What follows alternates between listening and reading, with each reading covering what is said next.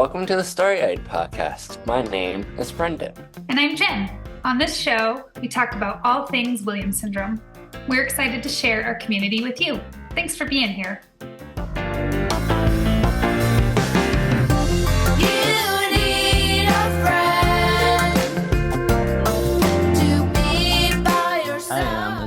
Outside, so I'm just trying to be mindful of that. It's storming and shifted. I'm loving your shirt. Your shirt has a typewriter on it.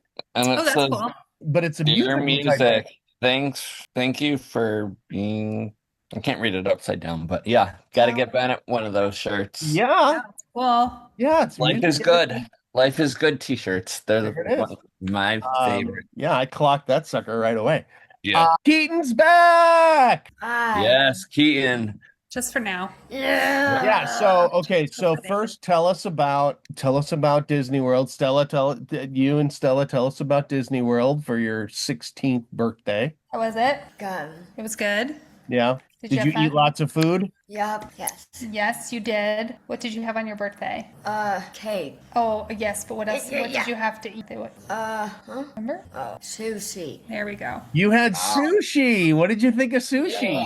Oh, she loves sushi. She's I'm all about it. Oh, I love that. And so I look forward to eating some sushi with you sometime. Brendan, do you eat sushi? One of my favorite things. Awesome. Oh, there you go. What about you, Jen? Do you eat sushi? I do. Yeah. I'm not very adventurous in my sushi, but I'm not as adventurous as Stella. But I do. Good. That's what she wanted to do, was go to Disney World and eat sushi. So that's what we did. love We it. made it happen. Yeah. I love that. And I'm glad you had an awesome time. I'm glad you had an awesome birthday. Brendan and I have spent the last couple weeks with a Keeping the ship afloat. Yeah, Keeping the ship afloat. with a Keaton-sized hole in our hearts. Yeah. But so we're super happy you're back. What were your big takeaways from convention, if you have any? I don't know. This one was a hard one for me. This convention was hard. I don't know if you guys, I didn't listen to your comments, but this one was hard. This was a hard go. I think because of two reasons. I think that Stella's at the age now 16 where I'm really starting that transition piece and really becoming, I've always known it was there, but then now it's here and it's looming and there's a lot of things I need to do, and that causes me anxiety. So I felt very anxious about that.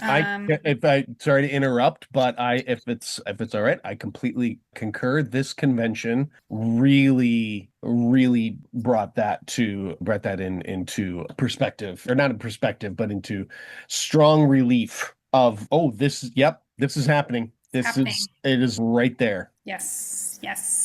So I think that was really hard. And we were talking about some heavy topics, right? Like some things that not just for us personally, but having a couple of friends who are older and they're starting to think about the other side of what happens when they're gone and their Williams syndrome person is left. And so that's a heavy topic that I felt like we didn't have as much in years past. We've always known it, but this time we were really talking about it, which is all good. It's all good. But and then I think there's the part, like for us at least, where Stella isn't the typical Williams syndrome personality, and seeing that be more prevalent against our peers, I just was like, this is hard. This is a hard one.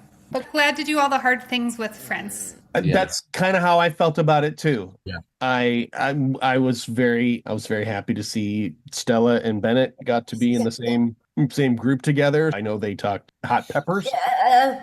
I know. Was he like, he was like, Dad, did Stella talk my ear off? No, he loved it. He was like, we talked peppers some more. It was great. And so that was super fun. Yeah, I would agree. We've made an effort on this podcast to start talking about the hard things. Yeah. And in the interview with Emma, when we're talking about camp, that trying to create a space where people feel okay talking about hard things, I think that was a huge win from camp last year that made a direct line into convention. That's one of those things. And yeah, it's as much as we want to change the world so that the world understands how amazing people like Brendan and Stella and Bennett are, this ultimately is a world that is not built for them. No, And yeah, it's it's a little reality check. It's a reality yeah. check.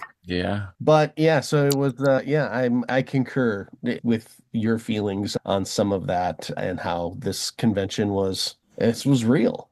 I will And also it was And you think, oh, sorry, I was just going to no. mention, that's because of where we are in our life journey, right? I think that I'm sure if you passed conventions when people were at this point, they probably felt the same way, right? It's not unique to this convention, it's unique to the fact that now we're thinking about these things. Like Yeah. when Stella was younger, I went to all the educational sessions and it was like I was just so hopeful, right? And it was like, we're gonna be whatever this is, we're gonna be the best at it. And Yep. then now I'm like, okay, I we was did our not best. the best. We did everything we could possibly think of, but we Our can't best. stop our kids from growing up. I'm sure if Brendan, your mom is just off camera, she would probably say, "Oh yeah, I was like that too when Brendan was 16 or 17 at those conventions." Yeah, yeah, that's a lot of it's a lot. It's just a lot.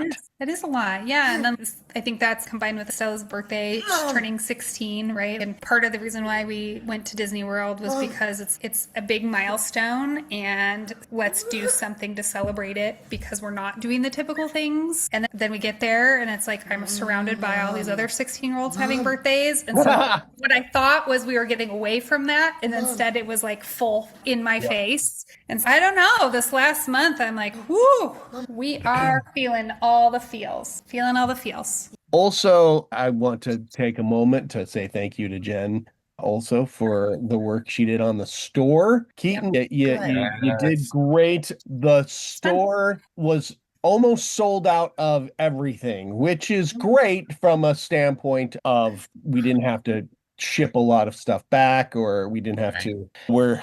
We're sitting on a lot of buffaloes, Yeah. Buddy the Buffaloes, but If you'd like one, please let us know. yeah, if you want to Buddy the We'll give you a Buffalo, discount. we'll make sure that you get a buffalo in your life, your buffalo life, a buffalo in your buffalo life. I'm not gonna lie, I'm gonna miss how easy it is to work buffa into your vocabulary. No, it's hard. You can't. Minneapolis doesn't I mean, have we the might be same- able to do minute something or mini, but no, it's Your life of soda. yeah. Life of soda. Yeah, and then what can you tell us a little bit about your because you're off, you're jet setting. Yep. Going again on Sunday. We're going for 2 weeks. Where are we going? Is it the whole fam? Yes. Italy. Going to Italy for 2 weeks. Wow. By the Yeah, time yeah. listeners hear this, hopefully it will Yeah. have made it there safely, and I will have lots of coffees. Oh, I it's don't know gonna anything be, about Italian coffee. Do you guys? gonna be so exciting. See. You need to so between now and Sunday, you need to watch things like Bobby Flay and Gianna De Laurentiis take Italy. It's how they talk about all the food. They talk about restaurants you can go to. Yep. You got to find Somebody Feed Phil. Stanley Netflix. Tucci. Well, yeah, Stanley Tucci. Yes. Look at also find out all that. That's where you can learn all about what you need to. Have you been working on your Italian phrases? No. Nope. No. I've done zero. I've done No. zero things. No, we haven't. We're just Stella? winging it. I know one phrase in Italian. You want to hear my phrase that I know in Let me hear it. Italian? Yeah. C'è qualcosa nel bagno. The Which bathroom. is The bathroom. yeah, No. but it's there is something living in my bathroom. I love it. I love it. That's pretty good Italian. Yeah. You know what's interesting is since we had Dr. Carolyn Shivers on Yeah. a few podcast episodes ago, afterwards I had messaged her because I had a question for her about inclusion and moving inclusion from the awareness piece, right? Like, and for example, in Stella's school, people are aware about people with disabilities and they know what inclusion is and that they're supposed to do it, right? But we're not really good at it. And so how do we get it to be adopted or accepted? And I was asking her specifically for some, like, how do you draw parallels for typical people to understand disability in the appropriate way, right? Of not just, we can't let putting people in wheelchairs or letting them put vision blocking glasses on. That's really not representative of a disabled experience. And Right. one of the things that she said was she drew this example of being in a foreign country and how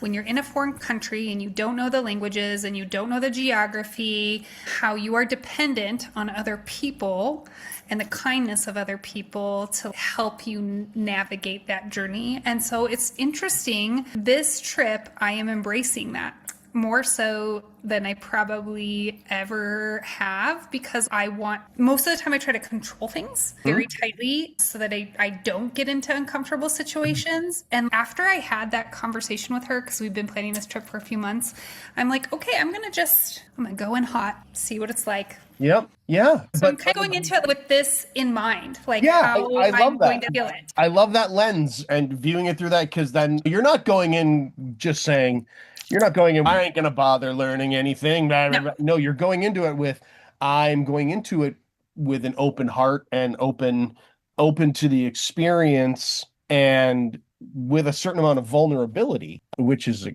I can't wait to hear all about it. I gotta think that probably lots of pictures are going to be taken. People are going to want to take pictures of Luke, because it was so great to see that soup strainer on his face. Oh, it's such a good mustache. He's very proud of it. Very Love, proud. love, love. Yep. And I said Greer too, right? Because she's a blondie. So, Yep. she'll probably be very popular there. Yep. Yep. Have you ever been to a place, Brendan, where you are different looking and then they wanted to take pictures of you all the time? No, I mean Okay. I've been to London Yeah. twice, but there's people in the UK that have Williams syndrome, so it's not. Yeah. It's not You look really. like you could be from London too. You've got a cool vibe. Well, thank you. Very continental vibe. You are very continental. Yeah. But when I went to India, it was very strange. Yeah. Like people would just come up and ask to take a picture with me because it's like I'm, Yeah. a white person in a sea of dark Indian skinned, beautiful skinned people. Oh, and my. it got weird after a while. I was like, this. Welcome is to my awkward. life, because people just have always stopped because I've been so unbelievably good looking most of my life. You're very tall. Do people know that about you? Well, that's So what it was. tall. That's what it was when I was in Tokyo years ago. Yes. And people like my castmates and stuff, they were always like, "Oh no, it's great, because if we ever lose you, we just look for Yes. the tall." I still had an okay head of hair at that time, so they're like, "We just looked for the tall blonde guy." And yeah, and yeah, there was a lot of locals who wanted to snap a photo with the tall blonde guy. And That's right. Yeah. Speaking of putting yourself in new situations, we're talking about camp this episode. And Yeah. I was just saying like how it's just such a transformative experience. Yeah. Yeah, and it's exciting. The developments that have happened with camp. We have Emma Thomas coming on. Emma's been on before, but never as a full-time staff member, which she is now. So right. it's great to have Emma on staff. And yeah, so it's great to be able to talk about these things. Frankly, it's nice to be able to talk about it now, Yeah. so that we are giving people time to plan. We don't have all the information all set yet, but we have the dates, and that's It's a start. That's the most important part. it's a good start. And the last few years we haven't had that. Now that convention's over and your term is coming to an end here, I'm gonna be relentless. Going, Brendan, are you free? Brendan, you want to come do this? Brendan, you want to come help me do this? Because it just means that I get to spend time with my friend. So I love you too, buddy. I uh, love you too, buddy. yeah. So. Hi, I am Morgan Jane Starkman. I am the daughter of Greg and Joanne Starkman from Inner Sense Organic Beauty. What's great about it is I use it on my hair all the time, and I'm the inspiration behind it, and I love using it all the time when I'm at work or I take a shower. I do the hair bath conditioner, all of that stuff, and it's good for all hair types. No bad fragrances, no bad ingredients. WSA 15 when you check out. Yep.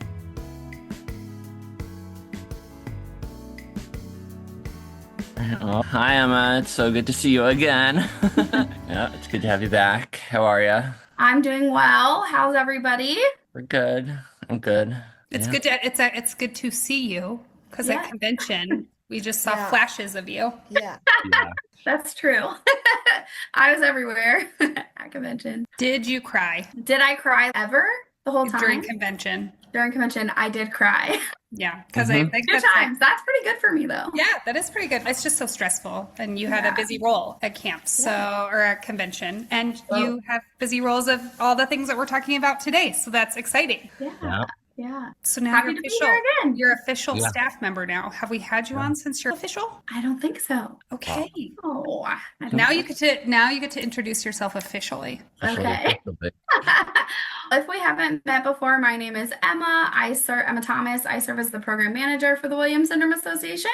I started at the beginning full time for the WSA at the beginning of summer when I concluded my teaching for Which the year. is so weird to say, Yeah. right? Concluded It's my weird, teaching year. bittersweet. But this has been a long time dream, so I'm more than excited to be I know. full time. I think that for many of us that know you, like it's funny because I think when I told my husband, I was like, "Oh, guess what? Emma's on staff now full time," and he was like, "Thank God, it's about time." And I was like, "Oh, okay." So I'm sure that's how everybody feels. You've been around a long time. You've served in a lot of ways. Most importantly, for many of us, camp and convention, and then you started this role full time, like right before convention. Which Yeah. is hence the crying, because you were like just right in to a hot fire, but now you're like doing all of the programming stuff for us. So tell us what that's going to look like, or what it's starting to look like now that you're official. Yeah, and I had been working on convention for a year before maybe Yeah. not quite a year, but so I had very much been a part of it. But yeah, feels different when you're on Yeah. staff, right? Even just being at convention feels different when Yes. you're on staff, which I wouldn't have guessed, but it does. How will my role look? So I think that we are still working out some of that, but I'll definitely be working on camp and helping to improve access to everybody so that there are camp experiences that meet everyone's needs, I think, and hope. I'll keep working on convention programming and a lot more to come. I don't know exactly what all the pieces will look like, but just things that serve this community. So How is that shaping up so far? You did convention. You were handling all the kids programming, people programming, I should say, and that went well. Seemed like everybody was happy. Maybe not this person, but everybody else. I didn't hear about Stella being unhappy. Oh, she was happy with you. She was Just one stomach ache. One stomach ache. Yeah. That's all I heard about from Stella. But yeah, I think for the most part it was good. There's always room for improvement. There were some things that you learn, oh, I maybe need to spend more time on this, or this might have worked better, but that's part of growing. So I always say if it stops getting better, then is it worth doing anymore? It's got to be improving. Yeah, you had more attendees to program for this time. But yeah, as far as I know, this was the biggest convention in history and definitely the most participants that we've ever had. That was nuts. Some of our programs have the gang was 150 people. I mean, that was so many people. And so was the kid program. And then was like close to 100. Yeah. Yeah, The Dream Team was a little bit over 80. Yeah. The Warriors were like almost 135. The teens were 120. As far as I know, that's the biggest teen program ever had. I think Baltimore was comparable teen numbers, but not quite that high. We've never had 20 infants before. I think we had a few more than that. So huge numbers. I didn't get to hold Amazing. any. I didn't get to hold any infants. I did. I was lucky I got to hold one. Did you like it? It was great. Oh, good. That's good. Yeah, Joel says total registrants 6.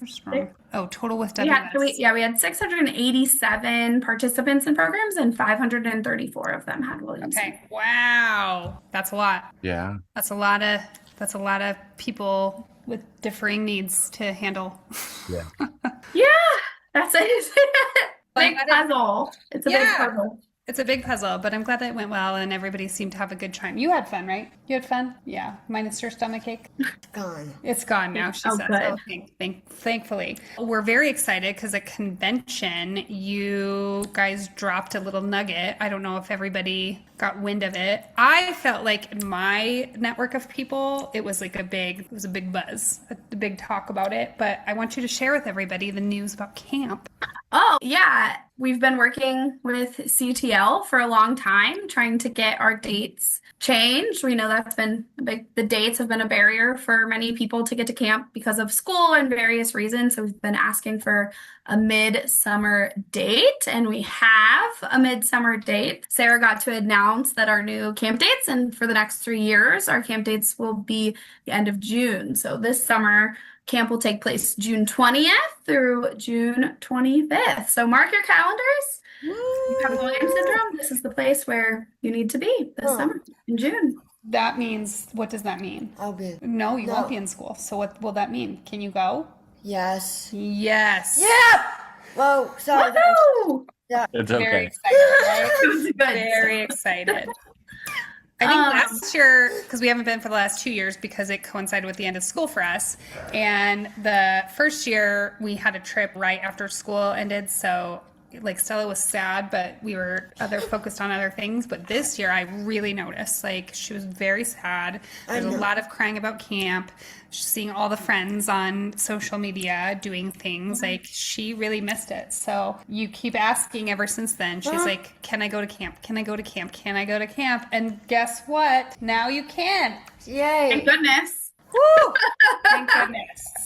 Yeah, that's very exciting news. And it's nice because for some of us on the West Coast where school gets out at the end of May, but then on the East Coast, kids go back to school at the end of July. This June date is a nice sweet spot. Yeah, it really is. It's right in the middle of summer. I think Joel pointed out it might be Father's Day weekend. But no date is going to be perfect. No date is going to be perfect. And Joel said, what a gift to the dads. Come to camp if you have a 6 to 12-year-old and hang out with other dads, or send your teenager to camp. And hang out with the parents. And hang out at dad camp. What could be more fun? It is fun. It is really fun. And the dads, I do think, have the most fun. Just a PSA for everybody that is listening. Dads do have fun. And the moms like the break. Yeah. And I think last year was one of the summers that we had a lot of dads at Kid Camp. We had a lot of dads last summer. You did. Perfect. I haven't been in a couple of years. Camp's changing locations, right? Maybe since I've been? Okay, tell us about that. What's the same? What's different? Yeah, so we're still going to be with Camp Twin Lakes. And so Camp Twin Lakes has 2 campuses. I guess they have 3 campuses. 2 are in Rutledge, and that's where we have been for the past several years. But in 2025, we were at their other campus. It's called Willoway. It's in Winder, Georgia. And that is where we will be for the next 3 years. Summer 2025 was the only summer I have missed camp since I've been with camp because of my little guy. But the things that people talk about, and maybe Joel might want to jump in, is that this campus has so much more history. It is filled with trees and it's beautiful, and there's so much more tradition there. And I know that was something that our staff and the kids loved, and teens too. So it's a very different vibe than the Rutledge location, just because it is a lot of old growth. So the campground is one of the oldest. It was one of the first campgrounds that was accessible to people with disabilities in the entire state of Georgia, and one of the first maybe one of the first in the country. And then it was a camp for a while. It was run, and then it was dormant for a while and everything. And then CTL snatched it up and has started the process of updating it and getting it all getting it all a little, not, it's perfectly accessible. Like all the things that we need to do camp are all there. It's just a different layout. Instead of square cabins, they're round. Instead of like the gymnasium and stage and everything is all there. That actually is like all branded for the Atlanta Hawks because the Atlanta Hawks helped sponsor getting that thing built. Yeah, it's just, I don't know. There's just a vibe to it that's just because you're walking through much bigger trees and there's much more shade cover. And yeah, and there even even the cafeteria the building is circular shaped. It made for really super fun dinners and lunches and breakfast time, the spirit time. So it wasn't that the cafeteria, the cafeteria at Rutledge is so large Yeah. and just sort of this Long. long Yeah. giant building with a super tall ceiling, which is great for some things, but this kind of smaller round building, you're just together a lot more. And so then the songs get a little bit wilder, the dances get a little bit more. It's just a really cool vibe. I really liked it. From what I've seen, I think it's a little more updated than Okay, Miss good. Tony, but Okay.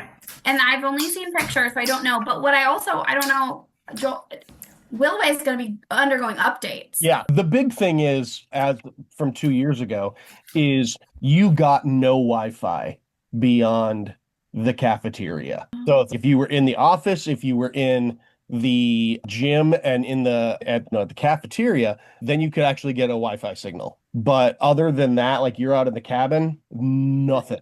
So that is one of the first things that they're going to fix and update. So that will be good. Just not that it's not a great thing to put the devices down and have that, but sometimes we still need to be able to communicate with each other. We still need to be able to get messages. Yeah. So that's important. But yeah, the pool is lovely. It's on a river instead of a lake. So I don't know. It's just having never grown up going to camp, it felt like I was at summer camp. Yeah. I know a lot of people, like for us old school people who went to Nisqually, is definitely very rustic, which is a little shocking. And for some of us, that might be high maintenance. But once you got over the shock of that, like the camp feeling was like really fun. And I think that a lot of us really enjoyed that. And so going to, what is the other property called for Camp Twin Lakes? The one we've been at? Rutledge. Yeah, the Rutledge The location. Rutledge location. It's very new and very nice, but it's like big and it just lost a little bit of that like intimate feel like you're talking about, Joel. Yeah, so this it is sounds kind of very much exciting not that this that. might be a good, like a good combo. Yeah, I'm hoping that we're able to use and utilize. There's this great like stage outdoor. There's this, and we used it for the s'mores nights and the campfires and stuff, and because you can actually do a real campfire and not just like a little fire pit. Okay, But that's cool. it's lovely, like this little stage, and then you got the river and everything behind you. It's Yeah. really lovely views. Okay. Yeah, I'm excited because it sounds like, the camp that we remember. Now, Stella will be Stella did go to teen camp, the last camp that she went to. That was a little hard because I had been going with her for a few years, and then to drop her off was scary. So tell me how is the programming for kids and teens gonna does it look the same? Does it look different? Yeah. So over the past several years, we've definitely shifted into making camp feel like camp. And so we've really bought into the Camp Twin Lakes programming. Okay. While still recognizing our special population and what makes our camp special. And so I think, and Joel, please jump in, but I think what we're focusing on is making sure that camp is a place where kids and teens and parents are finding their community and having the opportunity to grow and gain skills. Sarah likes to say, and it's absolutely true, that it's executive functioning camp because you learn all the things you need for your day-to-day life in a challenge by choice situation with as much support or as little support as you need. So to answer your question, yes, camp has changed. We are not really running a music camp for teens anymore with parts of camp. Camp is camp. The teens show up, they're assigned a cabin, they travel with their cabin to lots of camp activities, and then we have parts of the day where they get to choose which activities that we are facilitating they would like to run. So where it used to be, we ran the most of the program, we ran majority of programming, and then we had 1 or 2 camp activities. Now they're participating in camp activities and we're running 1 or 2 blocks of the day, or at least that's what it was last summer. And then for kids, it's the same. So this past summer, we offered opt-in activity for our kid programming. So parents got to choose from a selection of activities all day long, what they wanted or didn't want to do. And then this was really exciting. We had 1 block where we had the first, to my knowledge, ever kids camp choir, which Cole facilitated and was absolutely wonderful. It was so good. And then while the kids were there, then the parents got to all sit down and connect and talk about the things that were important to them. And so that model has shifted too. I think maybe the last time you were at kids camp, it was like, okay, here are the sessions. Yes. Come or don't come. I believe I came and then I was asked to not come. Emma was like, oh, you're talking about the therapy sessions. Okay, is it so different? you're talking, yeah. And so kids camp used to be like your kid gets in a group and they go to therapy all morning. And then here are your activities with your parent for the afternoon. And yes, parents were welcome to come if they wanted to participate. So they were told no. They were told no, unless that did not help their child. And in some cases, I will say, here's one thing that I'm excited about is that next year for camp, Brendan won't be on the board anymore, and maybe he'll have time and can come down and be a counselor. Ooh, oh my gosh. come volunteer at camp. Let's talk about that. Never know. I hope you do. I hope you do apply, Brendan. But I just want to say, so it used to be like really pushing kids through some pretty serious activities. And so what we do now is we offer choices all day for the majority of the day that are facilitated by CTL. And then we hope to have related service certified professionals. So PTs, OTs, speech therapists, recreation therapists, ISs, things like that, that can push in and facilitate the best practices in all those activities. And then we'll continue to offer some blocks that are facilitated by us for the parents to have that connection time or resource sharing. Or this past summer, we really just let the parents lead. Before that, we've done a mix of, okay, we're going to have a talk about literacy if you'd like to come. So I think probably finding the right balance there will be something we'll work towards over the next year. But and Camp Twin Links isn't this what they do is most of their camps are All for of their camps people with are disabilities? designed, Oh, all of them. Okay. Yeah. Yeah, So it's so- like their counselors already, I don't know if you call them counselors, but the people that work there are already working with other disabled populations. Yeah. And that's a huge difference. You talked about Nisakoni, their staff didn't have any experience supporting kids like ours or adapting programming for kids like ours. And Camp Twin likes the setup that everything is already adapted to some degree. And their staff is specifically trained in handling, I don't know what their exact terminology is, but special populations, whether that is someone who has experienced a trauma, somebody who has a medical condition, a disability. They have various populations, but I remember that's what we seeing do the all banners. summer long. Yeah, I saw the banners of different populations that they serve in the disability community. And it was like pretty, from what I remember, like all encompassing a lot of different types of disabilities. Absolutely. And a lot of just very medically complex. The nursing lodges there are almost like a doctor's office or like a mini urgent care. Yes, many of our campers enjoy going there. Tabitha, how could you not? It's hang out with Tabitha. Yeah. Hang out in air conditioning. Just good, less cool nurse, I think. If you don't want anybody to go to the nurse's office. Tabitha, if you hear that, you're not going anywhere. No, It's not Tabitha's stuck with us now forever. She's Yeah, the she knows best, that. literally forever. She is the Yeah, best. Yeah. yeah, it's important. We've probably said this on previous camp related podcasts, but when it was in the past, like kids camp was designed for showing best practices of therapy because when camp started, our kids going to therapy was not as common. And so there wasn't a knowledge of what the best practices, what they are. But now, thanks to the internet, thanks to Zoom, thanks to webinars and etc., it is so parents and kids can get that therapeutic training and the therapies that kids go through. They can get that in their home state, in their area. And so it made sense to say, all right, let's let camp be camp, and they can put all of that stuff that they've been working on into practice. And the last 2 years, I think, it's been very exciting in a different way. Not that camp wasn't exciting before, but this is truly like, all right, this is camp, y'all. This is like, let's try to put the devices away and connect with each other. I will say, going back to what Emma said, when we had this past year's parents discussion with the kids' parents, when the kids were able to go to kids choir, that those hour and 15 minutes or whatever that we would spend together talking was some of the most impactful time I've ever spent with a group of parents, because you're isolated, and maybe we were all a little tired and raw and etc. And so you learned and like Emma said, letting the parents drive the conversation, you found out what people really are thinking, and you found out what parents either aren't ready to talk about some things, or the extremely different viewpoints they have on some subjects.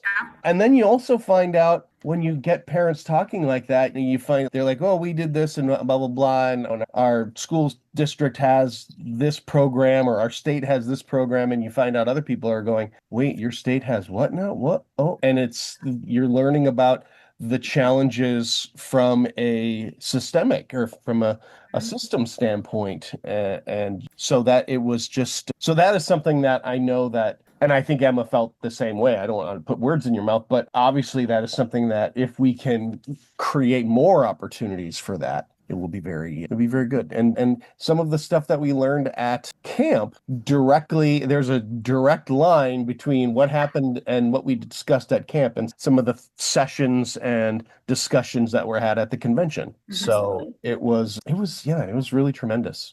One thing that I think the 10 years ago kid camp parents all left feeling so connected to each other. And I have previously referred to some of those groups as cohorts of parents. I don't know, Jen, if you feel that way, but I think that feeling came back in those conversations this summer. It was really special to see, and I think Joel would agree, from where that first conversation started, which was like very much facilitated and driven by me, to the last day where I didn't even talk. I don't even know if I was there the last day, because I wasn't needed anymore, because I'm not a parent of a person with Williams syndrome. And that table was for parents of people with Williams syndrome. And it became that very important space, and it got more raw throughout the week. It got more, I don't know, Joel, did you experience that too? And not to say that over the past few years that hasn't happened, but most of that parenting time was facilitated and not driven by parents. And 10 years ago at camp, the parents would hang out most of the day because their kids were in therapy. And it was a blend of the hangout and the intentional conversations. So it was, I think that it's something that will continue to evolve, because I think 2 years ago, when we were first at Willow Way, the parents of the kids were much, much more, they were running around with their kids. Because I don't think we all realized, with this new model and really leaning into CTL's programming, how much the younger kids were going to rely on their parent that was there as one-to-one support. And we learned that a couple of years ago. Last year, the evolution of that became kids choir, which was terrific, but then it also allowed some intentional time for parents to for parents to have a connection. And then I hopefully with this new week, hopefully we'll have an abundance of volunteers, and maybe there'll be more opportunities for people, for our kids to, hey, you go off with your volunteers are going to take this hour and you guys are going to do whatever, and so that the parents won't necessarily have to be there for one-on-one support. So hopefully those of you who are listening to this or watching this are who may not have a kid with Williams syndrome or may be related to, or you're just looking for something to do that feel like you want to give back, come volunteer. It's going to be a really, and frankly, if we have more volunteers, the more, it's the kind of thing where more is good, more is more. And having more people there really will just increase the fun, increase the connections. So I really hope not just hopefully we won't just have more campers because of the week, but we'll also be able to have more volunteers. How the volunteers interact with our staff, with the CTL staff, and with the campers is determined by how many volunteers we get. Obviously, it would be great to have multiple volunteers in every cabin that are there to assist. If you want to come volunteer, but you don't want to stay in a cabin with the kids or the teenagers, that's also fine. We have volunteer only cabins. Yeah. So There's a job for everyone. There's something to do for everyone at camp. It's hard to say, Joel, I didn't mean to You're interrupt. good. No, you should cut me off. Okay. It's hard to say exactly what all the roles will look like. We'll certainly have certified professionals, so OTs, PTs, speech language therapists, recreational therapists, intervention specialists, people who can push into activities and make them better. And those people are ideally people who have experience working with individuals with Williams syndrome. And if we had enough of those types of people that they could also be supporting teen camp, how amazing would that be? We'll definitely need volunteer counselors. The heart of camp, right? Aside from our individuals, those people are the people who make camp happen. Perhaps the most important staff role at camp are the people in the cabins and the volunteer counselors. And so we have those for kid camp. We have those for teen camp. I think, like we've been mentioning, if we did have enough volunteers that we could take some more blocks for parents in some way, I think that'd be great. Maybe that's not the way I want to say that, but if we had enough volunteers that parents could take more breaks, I think that would be great. Yeah. If we will certainly have for our teen camp, we'll certainly continue to, I would guess we would continue to have senior counselors, and these are like the veteran counselor in the cabin that kind of pushes things forward, holds everyone to the rules and expectations, knows the traditions of our camp. We'll likely have a facilitator or two that works on our programming, so leads the kids choir. I think we'll probably continue to have a teen camp choir. Joel always does a great job running the acting comedy. Remind me, what is the age requirement for being a volunteer? And can people, because there's two things that I thought about, like how old somebody needs to be to volunteer, and then also could people just volunteer if they lived in the area for a day? Yeah. Oh, great question.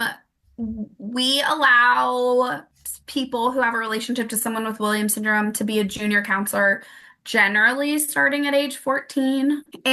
But what's a junior counselor? Yeah, so a junior counselor starting at 14. The difference between a junior counselor and a volunteer counselor or a senior counselor is simply we're not going to leave you responsible. Thank you. By yourself. Don't do that. Yes. But of course, we also have a counselor in training program. So our counselors in training are individuals with Williams syndrome who would like to be a counselor someday. I'm working really hard. Well, I shouldn't say but we're working really hard on how to make that program a little bit more robust, a little bit more meaningful. And so that's something that we'll be working on leading up to camp to make sure that everybody who wants to volunteer at camp has a volunteer role that they can do and want to do. Yes. Because volunteers are meaningful. Our camp, historically, we've not done day volunteers. I know that other camps totally do day volunteers. And so if people wanted to do a day volunteer position, of course, I'm not one to turn away help, right? Yeah, we yeah. need it. Of course not. I was just thinking, yeah, like if you could volunteer for an hour so that a parent could get a break, right? Yeah, exactly. More volunteers and more staff just create opportunities for more connection, more programs, more choices, more options. Yeah, Yeah. So I think that makes if sense. you're hearing this and you volunteered at convention and thought it was awesome, come volunteer at camp. If you're hearing this and you've never volunteered before and you are thinking, maybe I could be helpful in some way, you can be helpful in some way, come to camp. If you're hearing this and you're thinking, oh, I would really want to do this one thing, email summer camp. We'd love to hear from you. Yeah, and and camp I think is also- a reminder of this convention I was just at. We were all at. It's just a reminder of how special and important those camp connections are. Like all of our besties are from camp, and they're all over the country. I just met a mom at the Williams Syndrome Clinic in Denver on Tuesday, and she was saying that she doesn't feel very connected to our local community here of parents with Williams Syndrome. And I was like, I think that is just natural because we're all in the day to day, right? And so when you're in the day to day, it's very hard to stay connected. And I was like, our deepest connections are those that we've made through camp. And when we go to convention and we see them, we connect. And I don't know, it's hard to describe, but I really do think that camp cohort that you were talking about, Emma, has become a very special and important part of our Williams syndrome journey. So I just cannot stress enough how much I love camp. And I think that's everyone's experience at camp. My first summer at Camp WSA, when it was Whispering Trails, was a couple other people's first summer at camp. If anyone's hearing this and they know Christina Bucci, like it was our first summer at camp. We got thrown into a cabin together. We had all the youngest counselors. We were going to become best friends or worst enemies. I was in her wedding. We are best friends. We talk all the time. Yeah. But you find your people at camp, and then that's part of it. That's part of it. So going along with what Emma said earlier, if you're also seeing this, and are saying, man, I really wish I could go to camp, but it's a little pricey. We have scholarships, and you can apply for a scholarship. And if people have questions about camp, and I ran into this at convention too, people would be like, oh, I thought about applying for camp or a scholarship, and then I wasn't sure. And it's like, just ask, right? Just ask. Yeah. Never Well, hurts to ask. I would add, Joel, in my time on camp leadership, so the past, 6 years, there has never been a person who applied for a scholarship that didn't get one. Is that correct? there are several families, there are several people in our community that really truly understand the value of camp. Yes. And feel very strongly about camp. And so they give scholarships specifically for camp. And most often it's waiving the registration fee or a portion of the registration fee. It's the WSA. Our goal is We figure it out. Yeah, is to figure it out. That's exactly right, Jen. It's our goal is if you're a person, or if you really want to come to camp, we're gonna do our best to find a way to make that happen and support you. We've had people with Williams syndrome who have who are complex communicators. We've had the last couple years, we've had a person with Williams syndrome who was also blind and has just rocks camp. Man, he's so much fun. And so we figure it out. If you have Williams syndrome and you have a need that you're like, oh, they probably can't handle that at camp, we will figure it out. I will call you, or somebody will call you. We'll figure it out. That's the goal. Camp is not one size fits all. Hi, Eric. I think, and maybe Jen, you could touch on this, but what makes coming to kid camp and then transitioning your teenager to teen camp so special is having some relationships with the camp and knowing what it's about, and Jen, some trust in some of the people that you know are going to be there from year to year. And Absolutely. then also from Stella's perspective, relationships that traveled with her to teen camp. She had her cohort that she graduated kids camp with, and that was pretty much her cabin when she came to teen camp. And some of those counselors she knew, and we don't know which volunteers will come back and which staff will come back year from year. I would have never predicted I wouldn't have been at camp in 2025, but life happens. Life happens. I fully supported camp. I just wasn't on site, and it went off overwhelmingly great. And the people matter, but camp is its own bubble of magic. I call it a magic bubble because it is.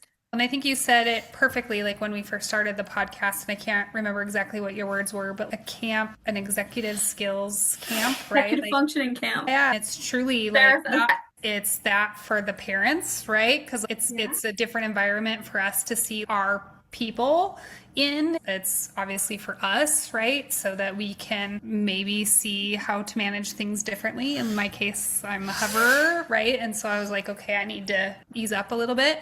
It gave me a good amount of time to see Stella do a variety of things. Some of my favorite things, honestly, were not the therapies, right? They were like watching Stella overcome the crazy zipline situation in Nisakoni and doing the boat ride and this last year's pool time and doing the rock climbing wall. And it's so many of those really fun things that I feel like I had enough experience leading up to teen camp that then it helped me, well, I shouldn't say help me, but just teen camp make that transition happen. I was still very nervous and there was a lot of things that Stella was not prepared to do on her own, but she survived and I survived. It's fine. Yep.